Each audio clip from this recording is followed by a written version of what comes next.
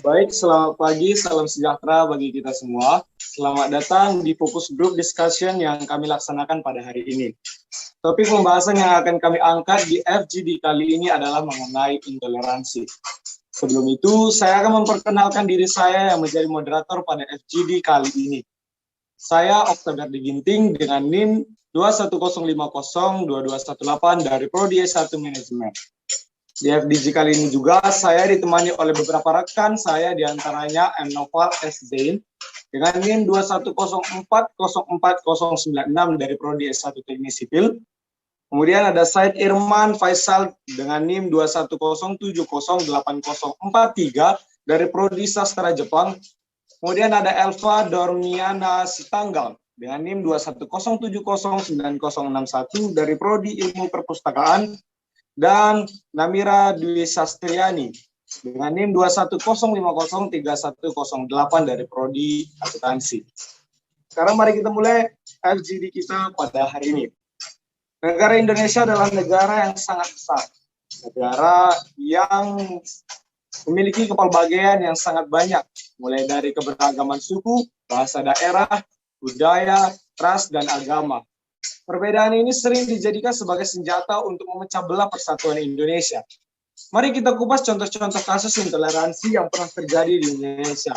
Yang pertama, pada tanggal 30 Juli 2016, ada kasus pembakaran 9 rumah ibadah, diantaranya 3 vihara dan 6 kelenteng yang ada di Kecamatan Tanjung Balai Selatan, Sumatera Utara. Permasalahan bermula di saat seorang wanita merasa terganggu dengan suara toa masjid yang berada tepat di belakang rumahnya. Yang kedua, pada tanggal 2 Juni 2014, Gereja Pentakosta di Indonesia di Pamukan, Tridadi Slamet dirusak massa dari Front Jihad Isra Said KM atau FJI Yogyakarta. Yang ketiga, terjadinya pembakaran masjid di Pondok Pesantren As-Sunnah Lombok Timur, diduga karena fitnah. Dan masih banyak lagi kasus-kasus intoleransi yang terjadi di Indonesia. Kebanyakan kasus intoleransi di Indonesia terjadi pada hal keagamaan. Nah, yang menjadi pertanyaan kali ini adalah kenapa kasus intoleransi di Indonesia kebanyakan menjerumus kepada konflik agama? Mari kita tanyakan kepada saya. Menurut Anda, kenapa kasus intoleransi di Indonesia kebanyakan menjerumus karena agama? Baik, terima kasih kepada moderator izin menjawab. Ya, dikarenakan Indonesia menganut 6 jenis agama, sehingga banyaknya terjadi perbedaan di tiap agama tersebut. Oleh sebab itu, intoleransi banyak terjadi dalam ranah agama. Terima kasih. Saya kembalikan kepada moderator. Baik, terima kasih saya. Kita beralih kepada Namira. Menurut Namira, kenapa sih kasus intoleransi di Indonesia kebanyakan berkaitan dengan konflik agama? Baik, terima kasih kepada moderator. Nah, saya akan menjawab. Kalau menurut saya, intoleransi beragama ini lebih dominan karena kita tahu persoalan agama itu cenderung sensitif. Selain itu juga disebabkan karena munculnya persepsi buruk yang disematkan kelompok agama tertentu terhadap entitas agama lain, dan biasanya terjadi karena pemahaman agama beberapa masyarakat kita masih kurang atau cenderung berlebihan, sehingga menyebabkan kecurigaan bahkan kebencian terhadap orang-orang yang berbeda agama. Terima kasih. Terima kasih. Bagaimana menurut Noval? Terima kasih moderator. Mengapa intoleransi itu kebanyakan dalam hal agama? Dikarenakan oleh budaya masyarakat timur itu sendiri, yang mana masyarakatnya sangat menjunjung tinggi norma agama, berbeda dengan masyarakat barat yang cenderung liberal, cenderung kurang peduli dengan apapun ideologi atau pemahaman yang dianut oleh seseorang. Sekian dari saya kembalikan kepada moderator. Baik, kita beralih kepada Elva. Apa menurut Elva penyebab kasus intoleransi di Indonesia lebih dominan mengarah kepada konflik agama? Terima kasih kepada moderator. Menurut saya, salah satu penyebab menguatnya intoleransi beragama diduga keras karena kurangnya pemahaman keagamaan yang memadai dari masyarakat kita, sehingga masyarakat mudah terjerumus dan diprovokasi untuk berbuat melawan hukum serta tidak toleran. Terima kasih kepada moderator. Baik, terima kasih kepada rekan-rekan yang sudah memberikan tanggapan dari pertanyaan pertama. Kemudian pertanyaan selanjutnya, banyak juga kasus-kasus intoleransi di Indonesia yang mempermasalahkan pembangunan atau pengoperasian rumah ibadah di suatu wilayah. Ada yang mempermasalahkan mengenai surat izin membangun rumah ibadah. Ada yang memang tidak menyetujui adanya rumah ibadah agama lain selain agama mayoritas di wilayah tersebut. Bagaimana menurut rekan-rekan? Apakah surat izin membangun rumah ibadah itu penting? Apakah wajar melarang agama lain membangun rumah ibadahnya di wilayah yang beragama mayoritas? Menurut Namira, bisa beri pendapat? Baik, terima kasih moderator. Saya akan memberikan pendapat.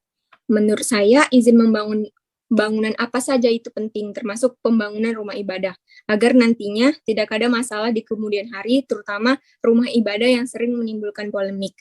Nah, izin ini juga merupakan salah satu upaya mewujudkan tatanan tertentu sehingga tercipta ketertiban, keamanan, keselamatan, kenyamanan, sekaligus kepastian hukum, menuju kerukunan antar umat beragama. Izin ini juga menunjukkan bahwa rumah ibadah tersebut memiliki legalitas dan kerukunan umat beragama tetap terjaga. Namun, untuk melarang agama lain membangun rumah ibadah di lingkungan agama mayoritas, saya kurang setuju. Menurut saya, rumah ibadah apapun selama memiliki izin dan tidak mengganggu, itu bebas dibangun di mana saja termasuk di lingkungan mayoritas sekalipun. Yang terpenting adalah bagaimana lingkungan rumah ibadah tersebut mampu saling bertoleransi dan hidup rukun, berdampingan dan bersatu sebagai sesama rakyat Indonesia. Ini merupakan bentuk kita menjunjung tinggi sila ketiga Pancasila, yakni Persatuan Indonesia. Saya kembalikan kepada moderator, terima kasih.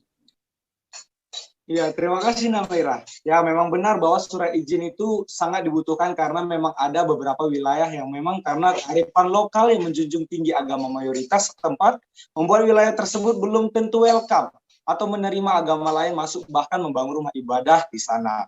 Sepertinya hal ini menjelaskan bahwa pentingnya berdemokrasi yang di mana suara terbanyak memenangkan persoalan.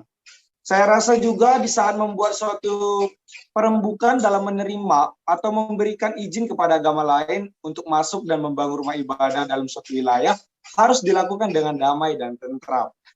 Serta alasan yang sangat jelas jika ingin menerima atau menolak suatu agama mendirikan rumah ibadahnya dalam suatu wilayah. Baik, untuk menutup FGD kita pada hari ini, saya akan bertanya kepada rekan-rekan untuk soalan terakhir, yaitu apa yang harus kita lakukan untuk menekan kasus intoleransi di Indonesia. Naufal, dipersilakan. Terima kasih, moderator. Sebagai mahasiswa, ada beberapa hal yang dapat kita lakukan untuk menekan angka kasus intoleransi beragama di Indonesia. Yang pertama itu, lebih bersikap dewasa dalam melakukan atau menanggapi sesuatu. Istilahnya itu kita tidak mudah terprovokasi lah. Yang kedua itu, kita sebagai mahasiswa ini harus mempunyai pikiran yang terbuka, harus mau menerima perbedaan pendapat.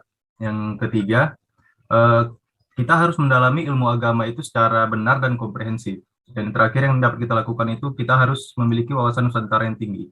Sekian dari saya kembalikan kepada moderator. Terima kasih Naufal. Bagaimana dengan Elva? Terima kasih kepada moderator. Menurut saya, cara untuk menekan kasus intoleransi di Indonesia yang pertama, tidak memaksakan kehendak diri sendiri kepada orang lain. Yang kedua, peduli terhadap lingkungan sekitar. Kemudian, tidak mementingkan suku bangsa sendiri atau sikap yang menganggap suku bangsanya lebih baik. Yang keempat, tidak menonjolkan suku, agama, ras, golongan, maupun budaya tertentu. Dan yang terakhir, tidak menganggap bahwa agama, ras, dan budaya kita paling benar dibandingkan agama lain. Terima kasih, dikembalikan kepada moderator. Baik, terima kasih Elva. Apakah ada lagi yang ingin menambahi? Izin menambahkan. Baik, dipersilakan.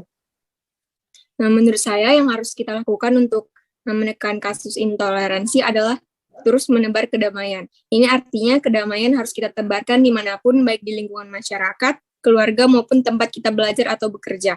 Inti ajaran agama pada hakikatnya adalah mewujudkan kedamaian dan selalu berpegang pada ajaran dan nilai yang diajarkan oleh masing-masing agama.